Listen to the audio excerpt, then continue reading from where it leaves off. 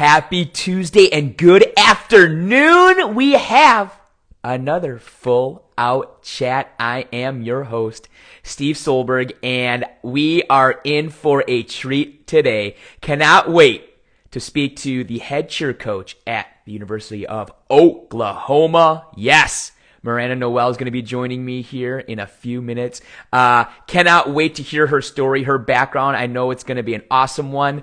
And so, we're going to just jump right into it, because I know that we have a lot to cover with Miranda, so I cannot wait to hear it. So, like every coach says, let's do this just one more time.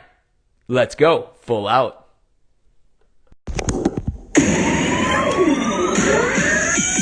Are you ready? Full out chats. You know what time it is. We got control, we got the right, we got the vision, you lose the sight.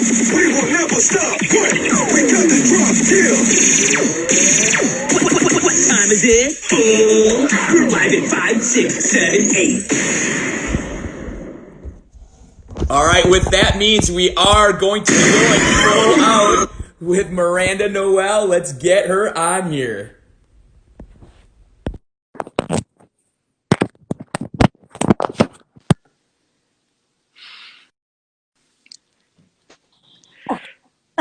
Miranda, what's up? How are you? I'm doing well. You have the best hobby ever.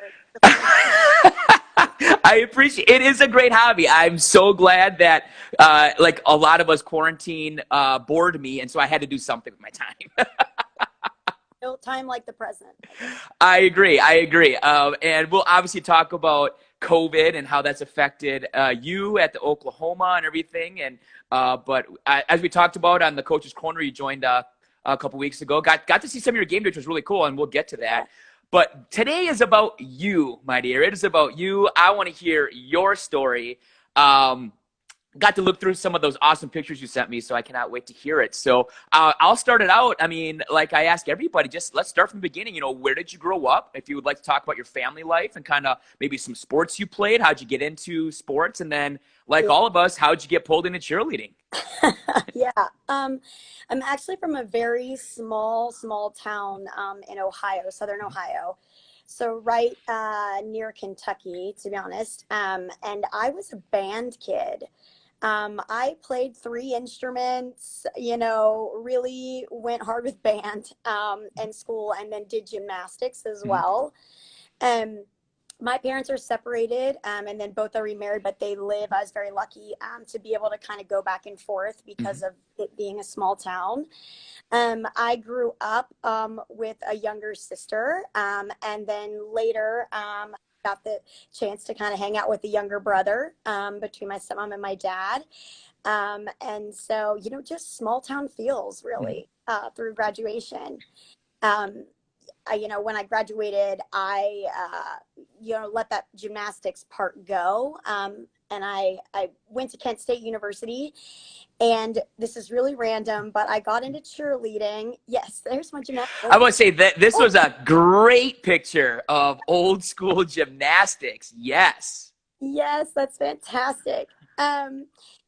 So when I ended up at Kent State, my roommate, or I guess they say sweet mate now, but my roommate wanted to try out for the dance team, and she didn't want to go alone. So I clearly was not going to try out for the dance team, but I thought, okay, maybe I'll try cheerleading. And I made the team, and Damon Gladman was my coach then. And yeah, I'm on the left in that picture with the side buns. So that's kind of an embarrassing picture. Those shorts are 2 sizes too big. They're but yeah, that was my tryout picture right there. Just made the team. They handed me the shirt and I put it on. So kind of just on a whim, you're like, yeah, I guess I'll just try this cheerleading thing, see what, and little did you know where it would lead you down this rabbit hole, as we say. So I'm here with Miranda, head coach at Oklahoma. We're talking about, it's your freshman year at Kent State. Is that correct? Mm-hmm. So talk about that experience. I mean, you're literally learning cheerleading in college. You're learning about things. Like, how was that learning curve about learning cheerleading but I mean, really at the collegiate level, which is crazy. Yeah. I'll say it took me about 3 months to hit a hands lib, right? Uh-huh. Penn State was co-ed.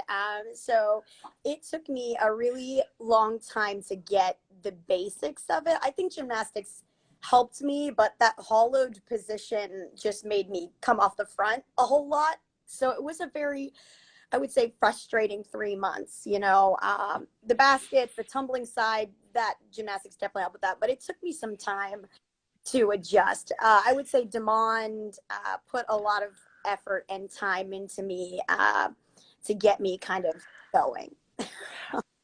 For those that do not know Demond, Damon is Damon. He is such a great dude. He actually has come to some Purdue games. He lives in Indianapolis now, and so when I was in college, so I'm dating myself here, 01 to 04 or 01 to 05 at Wisconsin. Yeah. Damon, he led game planning class. He was GPC guy, and so I mean. Damon, his energy is great. So I could see him really focusing in on you and helping you out. Saw the potential in you. Yeah. You got the Princess Leia side buns going, which I'm all about. So, talk about then, as people know, you ended up going to Morehead, obviously a powerhouse in the cheerleading world. How did that come up and the decision to go from Kent State to Morehead State?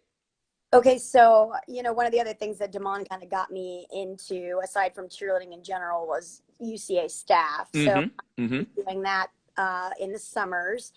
And Ohio is ground bound. So every camp I did, my whole first summer, all 20 camps, was just dancing and jump class and, cheers. And, it's crazy to think about that then, but I really didn't do much stunting. At work week, you got to do a lot. And I will say David Clemens and David Shook and Reese White actually really took me the swing once I got to staff and would play around with me. In between classes and during lunch breaks and stuff at camps. And basically I met Tony actually at camp, and then, just got that opportunity to go down there and try out. And I transferred my junior year there. So I had my junior and senior year, and then my 2 years of my master's. Okay. So you did 2 years at Kent State then? Yes. Yeah. And I guess kind of looking back, doing all the ground bound stuff actually taught you cheerleading probably pretty well. Yes. The actual cheerleading. Yeah. Which is great. We'll talk about your staff because, that's where I know you best is from you as a staffer, college staffer. You've always worked with my teams and have been excellent. And so I know we'll get to college staff and everything. But as you mentioned, you met Tony Nash, who good friend of mine who's been on the show a lot. At the time, he was at Morehead. So kind of how did that conversation go about possibility going to Morehead? Because the guys you just named, David and Tony and Reese White, you're learning from three of the best guys in the country in terms of stunning. I had no idea at the time. I had no clue that they were, the people that they were. So I actually, was around Morehead at camp because we went to Tennessee camp back then. It was at UT. And so I was kind of around Morehead already. And then, Tony did core staff. And so I got to talk to him at work weeks for those 2 years. And then, I finally went down for a clinic. David Clemens and David Shook were there before me. We just had overlapping years. So, when I went down there to try out, they really helped me through that process. And now I can say that I lived in a trailer park with a pool in Kentucky. And so you get to maybe say that all the time, but I really did. So I lived in for sure. We're here with Miranda Noel, coach at Oklahoma. We're talking about her moving to Morehead, Kentucky. And, I've spoken to so many Morehead alums, and, even Tony, you kind of get shocked at, you don't realize how small of a town Morehead is, and it is a tiny town. I've been there. It is a tiny little town, but it's got this university with a prestigious cheerleading program. So, kind of talk about then the transition going from Kent State to Morehead, going from, ground-bound state to literally the heart of cheerleading probably in the state of Kentucky. And the expectation, you're joining Morehead Co-ed, which is you're expected to win nationals every year. Kind of talk about that transition. Yeah. When I first went to Morehead, that was 2007, 2008. And so my first year, all the girls that were on the nationals mat were returning. So there was really, I mean, we worked hard, busted our butts. There weren't rules back then. You know, you could back handspring flip on the concrete without a spotter right at the game. We did all kinds of things that I think I would never do now and never ask anyone to do. I mean, I tell stories to my kids, like we would be in parades, 4th of July parades, sweating, double full baskets on the concrete, you know, X doubles on the concrete, no problem. And like the thought of doing that now, like makes me cringe as a coach. Yeah. And even, you know, doubles were illegal that first year that I came in, and like trying to tumble front to back on it. I mean, I'm just basically coming into my first fall, all those rules changed. So I was very grateful, but you could still do a whole lot. So, you know, Morehead, you know, even compared to Kent State, the stadium is very small. Yeah, there we are there. And so it looks like a retro uniform. I think they still wear that one. They do, actually. I think they do, yeah. I like that uniform. Anyway, yeah, so my freshman year, I was an alternate. And so I was really grateful to get to watch nationals, but not have that pressure of stepping out there yet. Right. I got to kind of experience it first, and I got a whole lot of reps just being on the side, you know, doing skill after skill after skill while they're getting ready for nationals. And, you know, I really probably one of my best friends from Morehead, male wise, is Jeff Van Horn. And, you know, we were both alternates together that year. And so I think, you know, it was definitely like just a bonding and a learning experience before I had to go do it myself. For 3 years, I was very lucky to get to do, you know, that for 3 years. So you cheered 2 years at Kent State and then 3 years at Morehead. And Sorry, 3 years at Kent, 4 years at Morehead. Got it. Okay. Yep. And then what year was your first year at Morehead? Do you remember? Yeah, so it was 2007, but the nationals was 2008. Okay. So I went 8, 9, 10, 11. Got it. Yeah. So then 2009 rolls around, and I'm assuming you've gotten better. You're learning the system, and you do make mat, is my assumption. Yeah. Okay. So talk about then now that expectation of performing, like you're going on that mat representing Morehead. Yeah, I will say one of the great things about Morehead is they roll pretty deep, right? There's always a lot of tradition. There's always a lot of people that are kind of right there ready to go. And I was very fortunate to learn from, you know, Mo Rodriguez, just Tony Crump, right? Brittany Casito.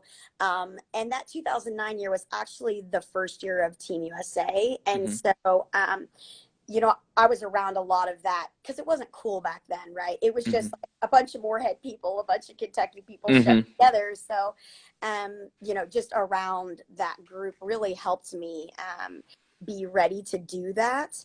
And, you know, it was a really one and done thing, right? Because back then the division didn't compete, you know, so it just was very, you know, there was a lot of prep to that for sure. And I think I learned a lot from Tony Nash, you know, just about caring about every single thing, you know, and really getting prepared from having lights in practice to the sound speakers being the same exact warm up, just kind of learning that definitely helped me feel prepared. Was 2009 or 10 where you guys did like the back handspring full ups, like 7 back handspring full ups? So that was 2008. So that was that was 8. Okay. Yep. And they didn't have spots. Yes. Yeah, because you didn't need to back then. Yeah. Because who in their right mind would throw 7 back handspring full ups in a routine? I mean, I used to remember there was years at Morehead like 8, but like it's like. In my opinion, it could be argued the best co-ed routine of the year. I mean, just so jam-packed. Yeah, we did a whole lot. I was, like I said, very fortunate to be around even some of the best basket girls in the country. Like they could do everything frontwards that they could do backwards, you know, and it was just, that was the expectation. That's what you did. So, and taping. Oh yeah, you know? Ben Schreiber, and Tony have talked about taping. Mark actually Coleman has never had to tape as a coach, and we're like, you're so lucky. Oh my gosh, like. Talk about that quick. Talk about taping, because for those out there that do not know, back in the day, we had to send in skills tapes for our bids, and it was so meticulous. It literally had to be perfect. Talk about your first taping experience at Morehead, because I've heard Tony was quite the perfectionist. Yeah. So the Morehead practice room is right next to a heated pool, right? And is like a box. And so it definitely got heated in more ways than one, for sure, in that practice room, especially with, so many males who were trying to, because we had so many people that could do those elite skills. Not only were you pushing to be on the mat, you were pushing to be an elite, right? To get to the elite. So, and that started in taping, kind of proving yourself. I think we did 93 full-ups, like full-up my first year. And Tony would have these little paper things to like, this is one rep. So when you were on the tape, you could rewind and find the one that you needed. That was interesting. To all the kids listening, yes, tape. We actually recorded on tapes back then. Not your phone. It wasn't digital. We're just dating ourselves, but that's okay. No big deal. So eventually, obviously, you make Matt. You guys, tradition of winning at Morehead. Talk about your first win, your first collegiate national championship as an athlete. I will say that I had a very large bobble on the mat. And now I would say it would get counted as a fall. It was back handspring pull up.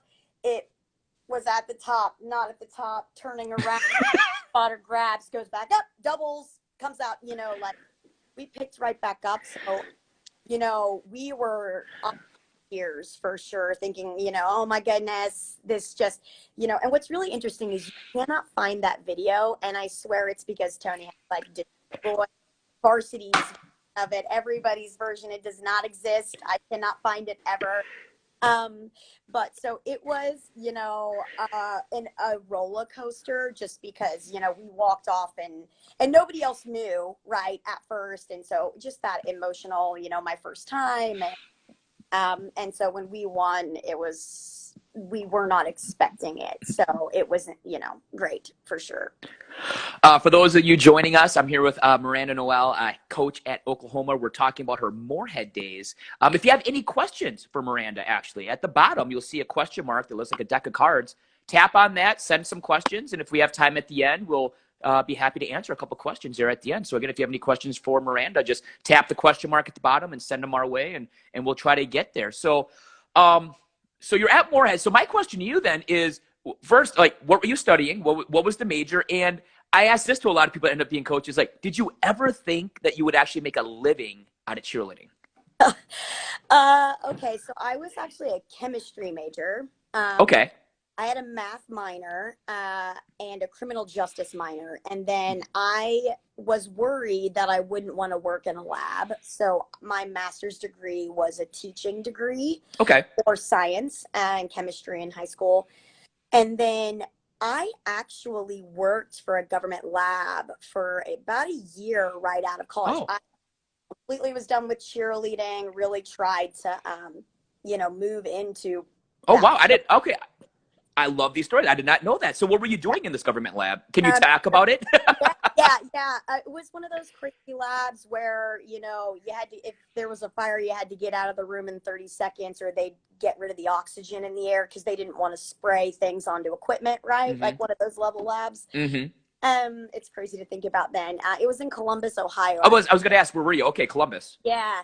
So it was kind of near home, about an hour away. And it was very 6 a.m. we would come in and basically we were testing oil samples to make sure, like from offshore boats, to make sure that your Exxon and all those were up to standards, basically to be sold on the market. And so, Got it. Depending on how many samples came in, that was how long we were there. So sometimes it was 12 hours, sometimes shorter, sometimes longer. And it was I didn't get to talk to people, you were just dot. And I almost was done with staff. It was like coming up on that summer after my first year of doing that job. And Damon called me because I wasn't going to be able to do staff. And he said, like, what are you doing? Like, you know that you want to do this. You know that you're good at it. You know that, you know. And so I ended up giving my 2 weeks and being done there. And then, you know, slowly moved into kind of coaching and judging and things that led into coaching.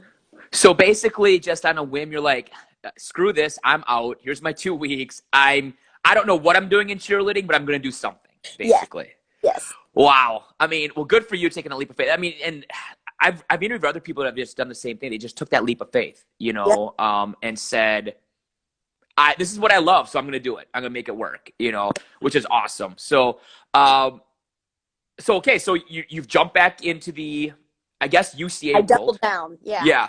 You definitely, you're all in. You're like, I'm making this work. So after that, do you stay in the Columbus area then? Do you move back home, or or did you move to Memphis, or kind of what was your plans? So I ended up, Chris Opheim, who's also one of my good friends from court staff and staffing college, offered me his assistant coaching job at Washington State. So I was a grad assistant for 2 years with Tony, and then was at Washington State as an assistant coach. And while I was there, I was kind of given an opportunity by the Memphis office to start doing international staff. So in between kind of things at WSU, I would leave and come back. And Chris was great to kind of let me do that so I could really get my coaching wet. Yes. I'm going to say, I'm pretty sure this picture relates to what you're just talking about. Yeah. And, you know, I was very fortunate. I was in 30 countries over 6 years. Yes. And sometimes I think varsity doesn't get the credit with internationalizing the sport like it should. They really, you know, there was a group of us that either were alone or sometimes together, just making sure that for Sport Accord, the governing body, right, for Olympics, could see that cheer is a representation in every country, not just the U.S. And I learned so much from traveling abroad and doing all those things. And I did Macy's that year and the MDA telethon and all those other things that don't happen anymore, but dating myself again. But yeah, so I then went to WSU after that. Okay, well, talk about this picture. Where are you? And kind of like, we're going to talk about a couple of these awesome pictures you sent me. I mean, because I've had a couple other people talk about just the unbelievable travel opportunities you get through cheerleading. So kind of talk about this picture and what you were doing there and what was the goal there? Okay, I'm pretty sure that's Chile. It's really bad that sometimes like it all blends together. Yeah, no, absolutely. So many countries, but my first trip abroad was Costa Rica, and then from there, you know, I loved it while I was there, and I just told myself I want to, every single time I get to go somewhere, I want to leave and I want them to want me to come back. And so I really kind of busted my butt to always just make it so that I was going above and beyond no matter where I was. And, you know, just making the most out of all of those opportunities. And so, yeah, I got to travel to South America a whole lot. That picture is in Chile and Colombia. You know, varsity had kind of purchased an already existing group there, and so I actually ran kind of a work week on how to make them more like varsity. And then we did the same thing in Germany, and you know, it just kept going. There was a couple years where I was not in the US very much. I went to Australia 6 months, and then I was in Germany over Thanksgiving and Christmas, and I was there, you know, for quite a while as well. So. I mean, you're young. I mean, I'm sure it was awesome, but was it tough being away from family? It was weird being away during holidays that other countries don't understand. Like Thanksgiving, they're like, what do you mean? You just eat it up? You know, they don't, it's just different. I'll say my favorite was definitely Germany. I loved the culture there. And, you know, I did go to a couple concentration camps and just getting the history. I was there during Oktoberfest, and, you know, I really was very blessed to kind of travel around. And a lot of times I would be in one country and then varsity would tell me, oh, hey, you're going to go here now. Yeah, those are Mm-hmm. the Alps with Tanner Ledet. I was going to ask this was my favorite. This was just beautiful. Yeah. Yeah, we were teaching at camp, yeah, in Switzerland, and so we got a day to kind of go to Swiss Alps and see that. There was a lot of times I was alone, but there were a few times where I was with, people like Tanner, or David Clemens, Mm-hmm. all those people. So. So we're here with Miranda talking about her awesome travels. And so let's talk about now the transition into coaching. You said Chris, who's an awesome dude. If you don't know Chris, he's just so much fun. He's such a good dude. But talk about then, I guess, your first kind of collegiate, assistant coaching position, that you were able to get and kind of learn in the Pac-12. Yeah. So, Chris Opheim, I will say, is one of the best. I mean, he's a great coach all around. He is one of the best game day coaches, I think, that exist. I mean, he created so many traditions for WSU that they still do now. And so I got to learn, like, really because Morehead's not big. So I got to learn what big game day was and what it should look like on ESPN, and, just what you should be doing during, football games that doesn't involve that skill side of things. And I really enjoyed it. And then they actually, my first year, competed for the first time there. So they had not been competing for a while. I think they did way before, but there was a stint of 5 or 6 years before Chris that they weren't competing. So that was also fun, was kind of getting that program into doing that again. And I actually was not present as a WSU person at nationals. I was still judging college nationals at the time. So I was an assistant coach and then went to nationals, but was judging other divisions. And then, they were kind of competing, but it was great. It was really great. So you're up in Washington. Another new state for you. How long were you at Washington? Freezing cold, I'm sure. Yeah. Yes. Gosh, 2 years, and I did not know what chains were. I did not know what anything was. It was crazy. It's a different world out there for during the snow and ice. So we're going to talk about your transition then through the ranks, and then obviously when you ended up at Oklahoma. But before that, again, a couple of things. You were on one of the USA teams and have been able to experience that. I've spoken to many people that be able to do it, but I just think everybody's got their own perspective of it and just great stories. So kind of talk about your experience about trying out for the U.S. national team and then competing for them. Yeah, so I kind of touched a little earlier. It wasn't something cool at first, We didn't really know what it was. And, a lot of it was them saying, hey, do you want to do another really hard routine with your same coach yelling at you? Like, so it was just very different. That's actually when I did partner stunts with Mitch Budlong. Don't look that video up because we dropped, but don't worry. It's fine. We still won, but we had that was in Europe, in Prague. We had flown the day before for, I don't even know, 21 hours, put that uniform on, warmed up a routine. I had stunted with Mitch a couple times on college staff, but not partner stunt routine. And then we just walked out there through that together. So that was wow, wild. But that was one of the first times that, USA was internationally somewhere else instead of everybody coming to the US. And so, I will say people are so grateful to even meet you, in foreign countries. And I think that is one of my favorite parts even about ICU is that day that you get to trade things. And it's just, it's a great experience, especially because I had been traveling so much. So, I understood that not everyone has a spring floor to learn tumbling on when they're 10 years old. So, that person who's representing Australia, right, is really a level 4. It's just very different everywhere. So it was great though. How many years did you do USA? Just the one. You just did. Okay, just the 1 year. Well, got your this year that you've got the picture of is kind of like a half year. It was later for sure. So you were able to experience Florida and all that stuff and compete and everything. Yeah. So then, what year are we now? We're like 20. You're at Washington. You're at Washington State. What years? Like 13, 14. Okay, so we're at 2013, Yeah. 14. You took the leap of faith, quit the corporate job because it stunk. You hated it. Traveled the world for varsity. Now you're helping at Washington State. Okay, so now what's the next step? What is the next part of the story for you?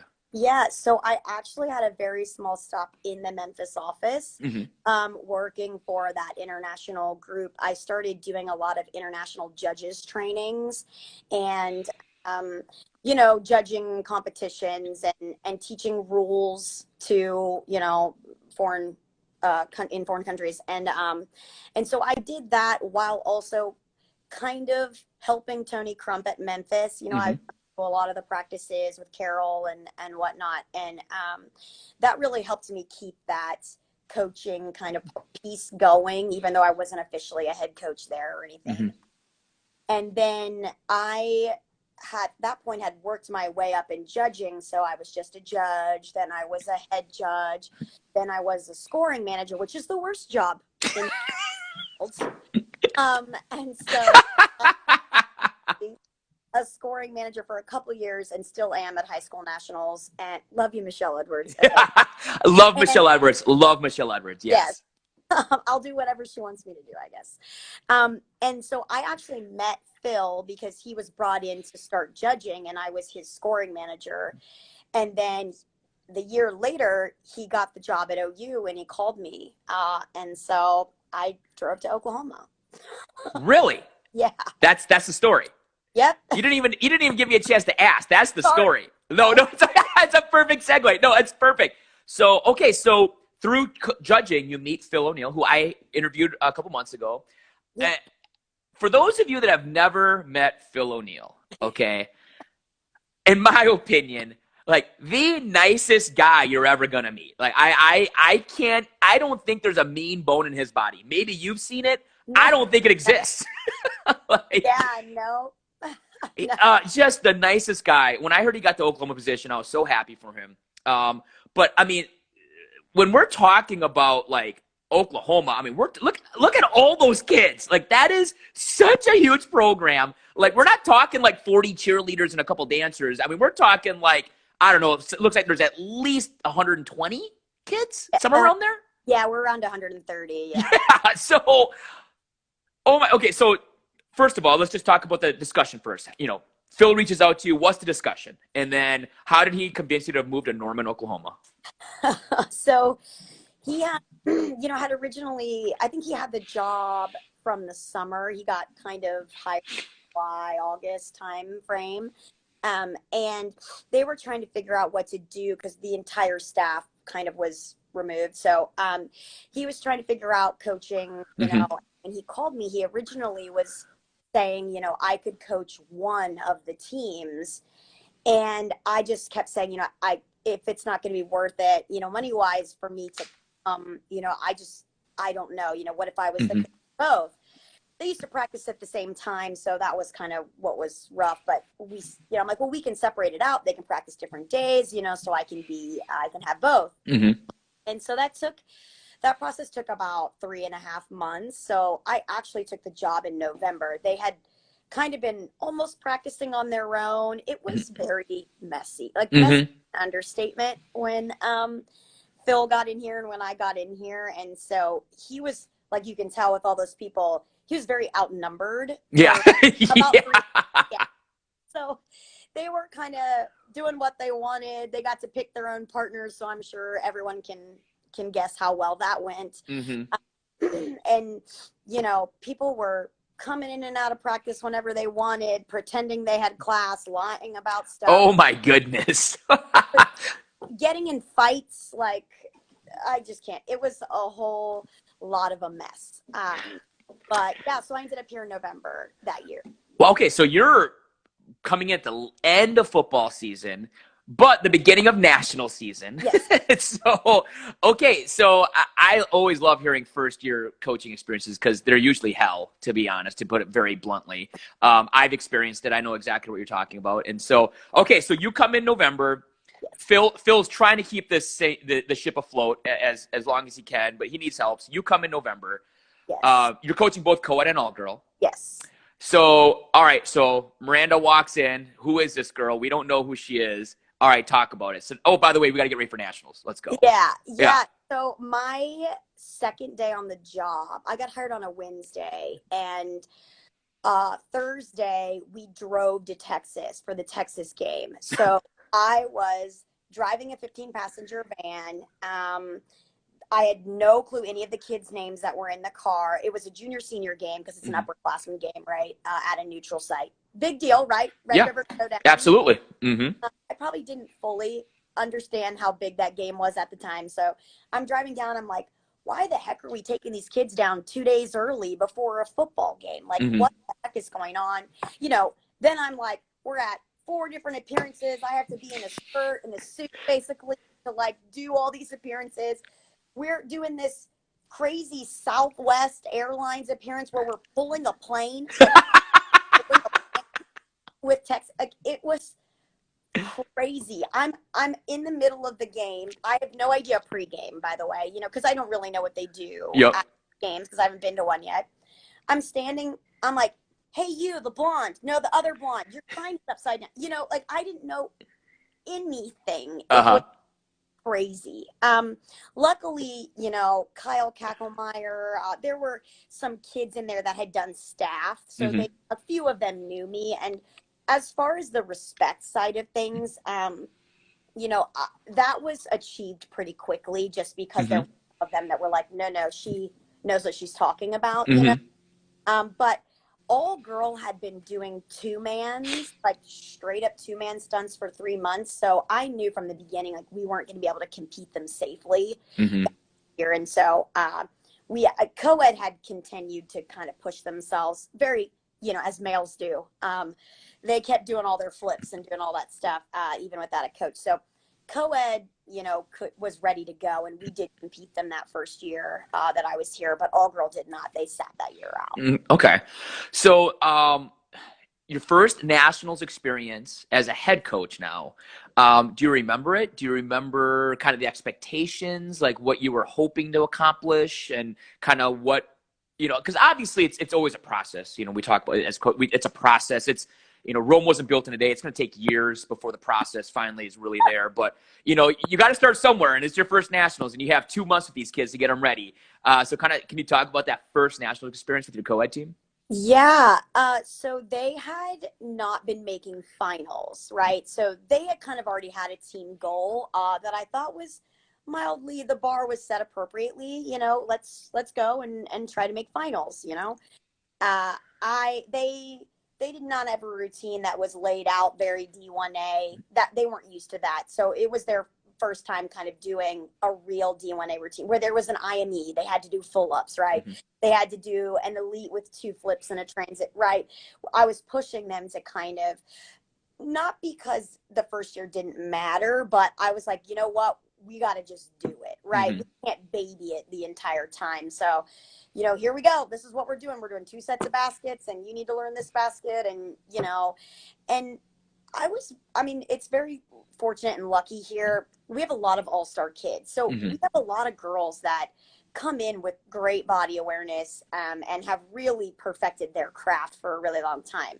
And then there are a lot of males here that played other sports. So they have the size, right? They just maybe don't have the grip yet. And so, we really pushed that first year to learn the basics, even though we were competing at nationals. I will say we did not make finals that first year. I've never cried. I can still remember standing on the second floor of those tennis or whatever the heck building we were at with Keegan, right, at the time. Like, these kids are so good and it's all my fault, right? And so, but we just kept pushing from there. And I did have a large group of males that were getting ready to graduate when I first came in. And I really wanted to make it so that when they left, they felt finished because they were dudes capable of one-arm rewinds and all those elite caliber skills. So, but they really did, I think, push the program that co-ed team did, you know, and when all girl was finally on board, it clearly went from there. So great. So how many years have you been at Oklahoma now? So that year was 2016. So 16, Okay. so 5. Okay. Yeah. Okay. So you're going to your 5th year here. When you got there, I mean, I'm quite sure you and Phil talked about it, but kind of what was the roadmap? I mean, what was the goals? When you first got there, I mean, obviously like any program, whether it's established or not, there's things that you want to get accomplished as the coach. Like there's things that you want to establish. There's things that you want to implement. So kind of what were the first like 2 or 3 things that you're like, all right, these things need to be changed. Like this is what I hope to get done eventually here. Okay. I'm like trying not to, you know, those kids were great. They had been coached by some, you know, just maybe not in the best way. Right. And so it's amazing how quickly you forget how to work hard. Right. And I think for me, it was getting the work ethic back that people had their whole lives, but suddenly kind of forgot. I mean, because I was fighting little battles, like sitting down at practice, not going over on your phone, like sitting down on the mat. Like all the stunt groups are going and you've done your however many pull-ups. And so you think you're good enough and can sit down. Like, what's going on? So it was really crazy. So really working hard was things for sure. And then they were, you know, they had tryouts for football games, so there was a lot of friction and tension between the kids in the program at first. There were groups for sure that were friends, but there was definitely friction between all girl and co-ed, definitely friction, you know, between a lot of the teams. So trying to kind of give it an even playing field for everybody, you know, was definitely probably the number 2 thing for us. When did you finally start seeing like, okay, it's happening. Here it is. Okay, this is starting to happen. Do you remember that moment, or can you kind of just have a feel that you had that feel like, oh my goodness, okay, this is kind of our program now. We're starting to see it. Like, do you kind of maybe remember maybe it was a practice or a game or a nationals performance that you're like, okay, this is it? Yes. I think, to be honest, it was a post that I put up that talked about lines, meaning like, we finally did a game where when you took pictures at different points in the game, it actually looked like we were a D1A cheer team. Like everybody was in a straight line. Everybody's meg was up, not just 5 people or 2 people or whatever, right? Like everybody was doing the same thing and in a nice line, and it looked good in pictures. And I think it was an immediate, after that moment, we started getting used way more on the wallpaper of the bookstore and the, you know, just around campus. And I think the kids enjoyed, like, oh my gosh, there I am. You know, I'm like, well, you're in that picture because it looks good, because you're standing in a freaking line. Yeah. They don't care that you can do a 1-arm rewind. Can you smile and all look the same? All put same arm up, same knee, exactly. So. Because I've definitely experienced sometimes marketing uses a picture and I'm like, why did you use that picture? Oh my goodness. Because like, you know, I noticed the cheerleaders in the background and they're like a little off and I'm like, oh my gosh, why'd you use that picture? So, okay. As we all know, eventually, like the all-girl team goes from not even competing to winning a national championship, which is unbelievable, which only happened like 2 years, 3 years. Yeah, that's like mind blowing, you know. And it's not like Oklahoma, like you even said it. I mean, Oklahoma's had an established all-girl program for years. Unbelievable talent coming from Oklahoma and Texas areas. I mean, you have all these great gyms and all these athletes coming in. It's just putting it, but talent can only get you so far. You got to put it together. You got to make this happen, right? So talk about the journey then with the all-girl team going from not even competing, making that decision because you honestly didn't feel it was going to be safe.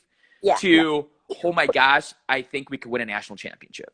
Yeah, so I think once I finally got them away from doing 2-mans, like the big thing about 2-mans was there were so many top girls, like I get to be a top girl, right? That was a big thing. So after we finally changed that mindset of like, no, we're going to get looked at because we work hard and bust our butts and make it, you know, and make progress, right?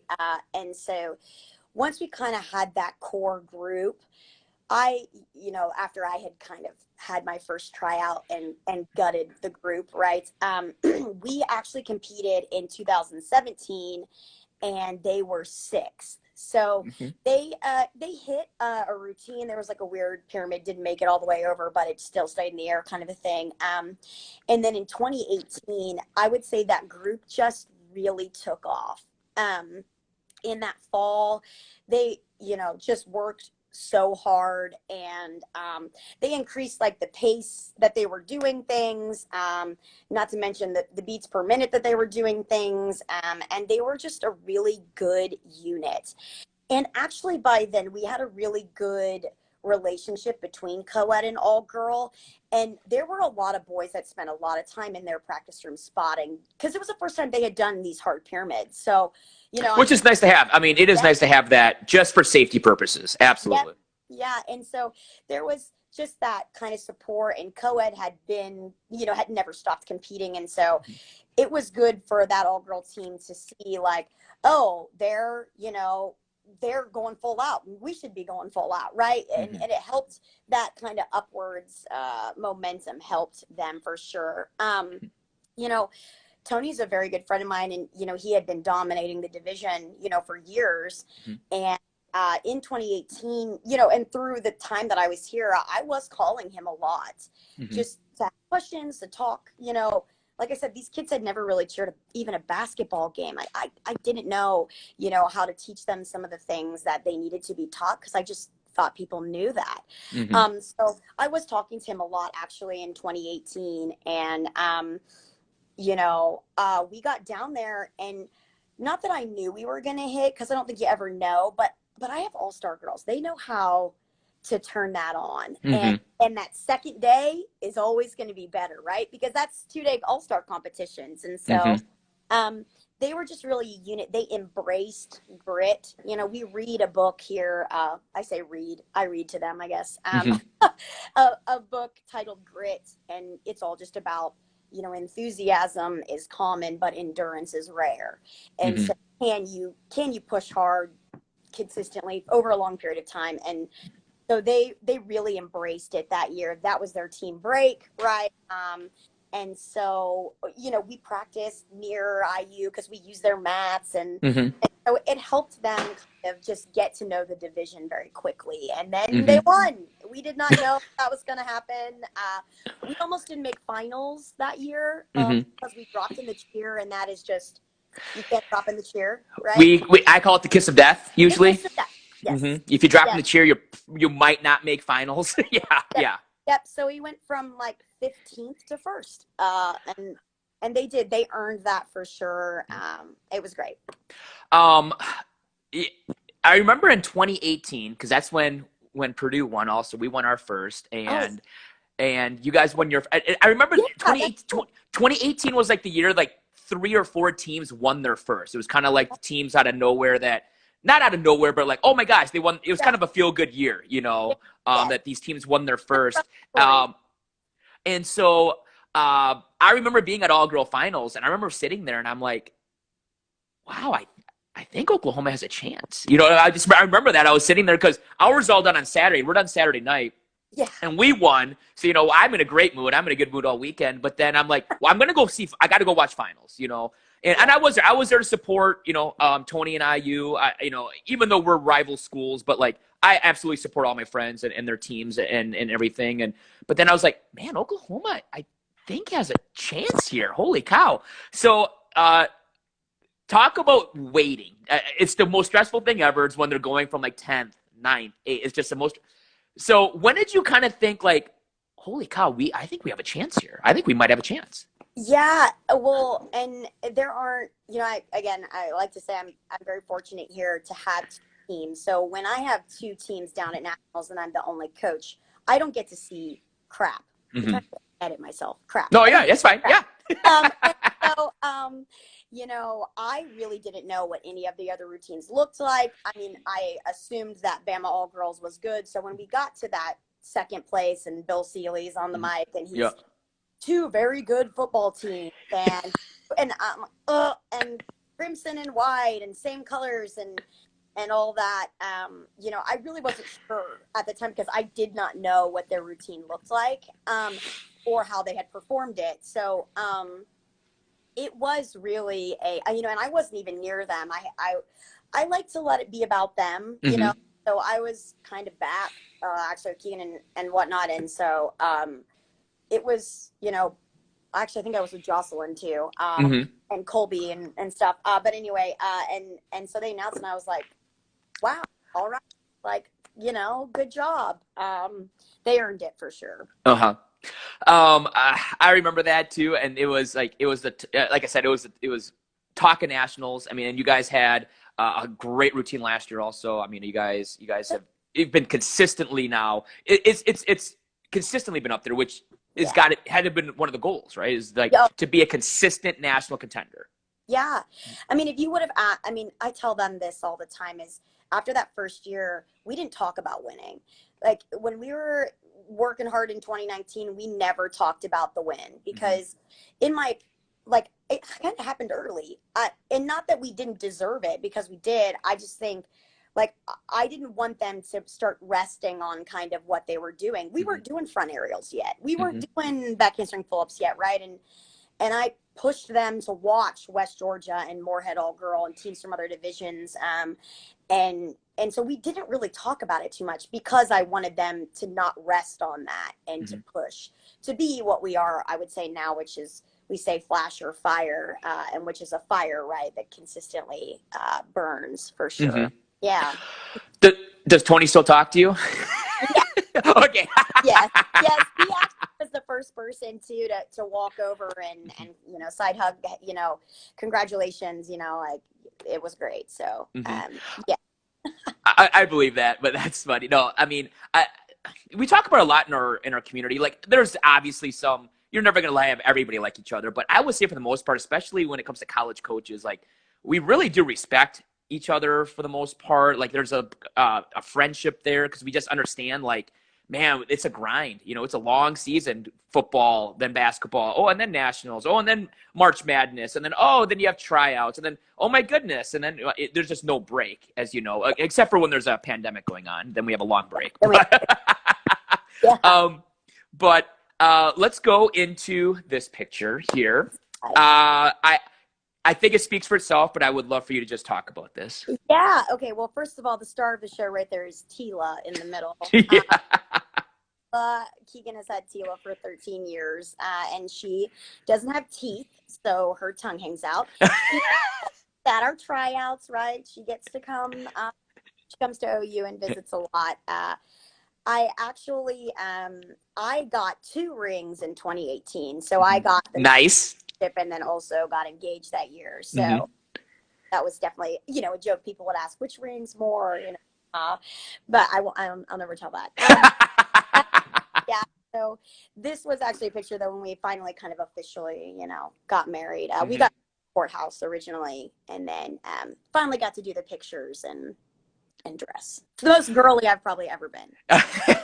So you've already mentioned Keegan a little bit. I mean, kind of just, if you don't talk, how'd you guys meet, and then kind of how did it kind of blossom into marriage? Yeah.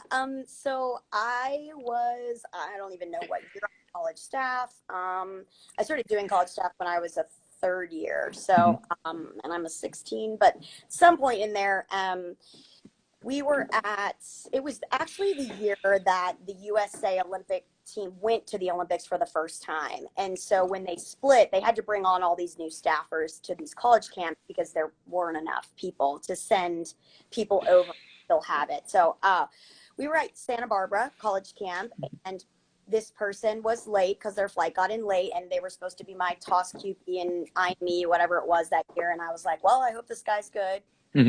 I don't know. And then in walks this kid from UCF, right? And so we kind of got to know each other a little bit then, and really developed a friendship over the course of quite a few years. And then, one day we were both kind of single at the same time, and it worked out. The timing worked out. So, yeah. And what does Keegan do now? So he's at Grand Canyon University, GCU. In Arizona, and he's definitely, loving it there. They've always been, a team at Santa Barbara that's been a lot of fun, and they work hard for sure. And so he really liked them as a staffer, and he was so excited when he, got the chance to interview there. How is it being married to another coach? How is that? We do talk a lot about coaching, but not constantly about coaching. We definitely have the yin and yang of other things in there, just family and the news, I guess, COVID, but it is nice to finally kind of be able to have somebody that really I can vent to about things, especially that, like I said, that first year here when I was just trying everything I could, from yelling to silent treatment. Literally everything. Yeah, loud and whatever. And so it was nice to have that support. He's always been very supportive here, and he does a lot of our videography because he really loves that. So the kids like having him here. I would say, for Grand Canyon, great program, great game day. They've been known for their marketing, their game day traditions there at Grand Canyon. And Keegan's been a consistent watcher on our coach's corner. He's great. He comments a lot, which is great. It's awesome. I love it when other coaches like chime in and are watching, which is awesome. So before I let you go here, I want to show this video because I loved this video you shared with me here real quick. Let me unplug my headset so people can hear the video. Here we go. Yes, so that is pregame. That's the very first song of pregame. So at that point, they had just ran out there. And that's my lines that I was talking about earlier. Like, everybody's on the line. Everybody's doing exactly the same thing. We made it. We're there. I mean, just watch it. Look at the crowd. Look at the atmosphere. I mean, yes. To be an Oklahoma cheerleader clearly is a privilege. I mean, you're real quick before I let you go, because we have about 3 minutes left. Talk about your first Oklahoma home football game. How was that? Okay, so we definitely do it big here. We had Baker Field at the time, and I really enjoyed. I was here all 4 of his years, and he was just a playmaker and definitely excitement as far as the game was concerned. But, we have a flyover and we're in charge of the ponies with the schooner. And, we're here 6 hours before the game because we got to do 8 million things. And I do remember walking out and definitely thinking, well, this is definitely not Morehead. Yeah. Not Morehead. It's not even Washington. Let's be honest. It's not even Washington State. I mean, No. Oklahoma's. I would one day. I'm throwing it out there to you and Phil. I'd love to go to an Oklahoma game sometime. Oh, It's got to be. It's got to be one of the top 5 in the country. It's got to be. I mean, I've never been there, but I'm just gonna assume that. So. Yeah, and there's always somebody, like famous people, walking around. You'll just be standing there, and then you're like, "Is that, whoever?" Like, oh, okay, and it just definitely keeps you on your toes for sure. So we got about 1.5 minutes here. Instagram just cuts you off, but real quick, my last question I always like to ask everybody: one piece of advice that you've received that you use today as a coach. Okay. 90 seconds. I would say 90 seconds. I would say, and I tell this to my kids a lot too, is like being a yes person, and not as in saying yes to a lot of things, as in, no matter the obstacles or the barriers, making something happen. The obstacle becomes the path, right? And just that persistence delivers. And so just keep hammering at it, whatever it is. Miranda, thank you so much. This was so much fun. I knew I'd learn something about you, which was awesome. And we will definitely keep in touch. And thank you for always helping out with the show. I appreciate it. I'm sure I'll reach out to you again to be another guest on Coach's Corner sometime. I love it. Thank you very much. Thanks. Have a great day, Miranda. That was Miranda Noel, head cheerleading coach at the University of Oklahoma. That was so much fun. To all everybody out there, thank you so much for watching and thank you for tuning in. I'm actually be taking a little bit of a break because I'm about to be an uncle. Yes, my sister is going to be having her baby here in the next few weeks. So I'm going to go do uncle duties and go visit her. So I'm going to take a little break from Full Out Chats for a couple weeks so I can celebrate my first nephew, which I'm super excited for. But as always, when I return, it'll be great to see you. Stay healthy, stay safe. See everybody.